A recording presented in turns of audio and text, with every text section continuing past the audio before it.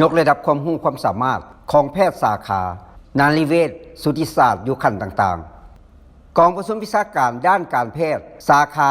นารีเวชสูติศาสตร์ทั่วประเทศครั้งที่16ภายใต้หัวข้อความท้าทายในการแก้ไขปัญหาทางด้านประสูติพยาธิหญิงในอนาคตจัดขึ้นระหว่างวันที่28-29พฤษภาคม2025ที่นครหลวงเวียงจันทน์เป็นประธานของทานดร.นางแก้วเกตทองพงสวรรค์ประธานสมาคมการแพทย์นารีเวชสูติศาสตร์ลาว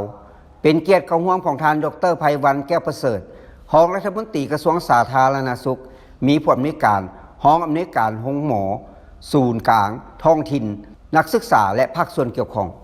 ท่านไพวันแก้วประเสริฐกล่าวว่าเพื่อยกระดับความรู้และความสามารถของแพทย์สาขานารีเวชสูติศาสตร์อยู่ขั้นศูนย์กลางท้องถิ่นและขั้นเมืองสุขศาลาในทั่วประเทศทั้งเป็นการแลกเปลี่ยนความรู้เกี่ยวกับยุทธวิธีและการปิ้นปัวใหม่เพื่อลดพรอัตราการตายของแม่เพื่อตอบสนองความรู้อันใหม่เกี่ยวกับการป้องกันภาวะความดันเลือดสูงในแม่หญิงถือพาการกวดกันต่องการเกิดก่อนกำหนดการลดล้าง3พยาธิเซนโรคเอดส์พยาธิกำมะโรงและพยาธิอักเสบตับบี้ในแม่หญิงถือพาการป้องกันพยาธิเบาหวานในเวลาถือพา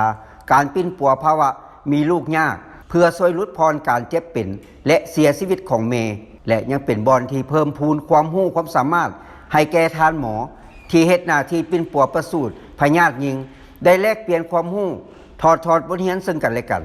เนื่องจากการเสียชีวิตของแม่ยังเป็นหนึ่งในเงื่อนไขที่จะเฮ็ดให้ประเทศหลุดพ้นออกจากความทุกข์ยากในปี 2030 ที่รัฐบาลได้วางไว้นอกจากนั้นการที่ได้บรรลุเป้าหมายดังกล่าวจำเป็นต้องเรียกร้องให้ทุกภาคส่วนในสังคมที่เกี่ยวข้องทางภายในและสากลพร้อมกันรวมทั้งการร่วมมือที่ดีของประชาชนจากการรายงานของประธานสมาคมการแพทย์นารีเวชสูติศาสตร์ให้รู้ว่า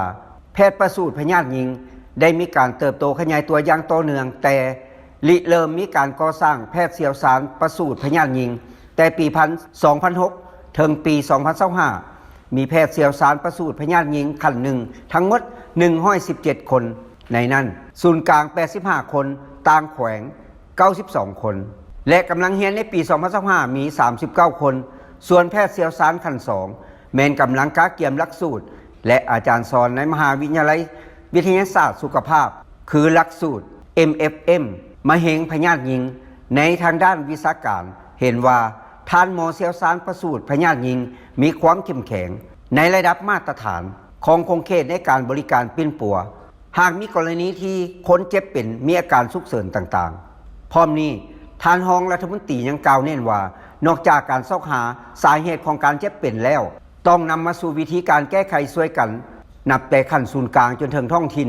ให้มีการประสานงานที่มีคุณภาพในการส่งต่อคนเจ็บระหว่างห้องหมอขั้นต่างๆให้ถูกต้องทันเวลาและรับประกันความปลอดภัยให้สืบต่อจัดกองประชุมอย่างต่อเนื่องเพื่อรับประกันคุณภาพของเวียกงานนารีเวชสูติศาสตร์ของลาวให้เทียบเท่ากับสากล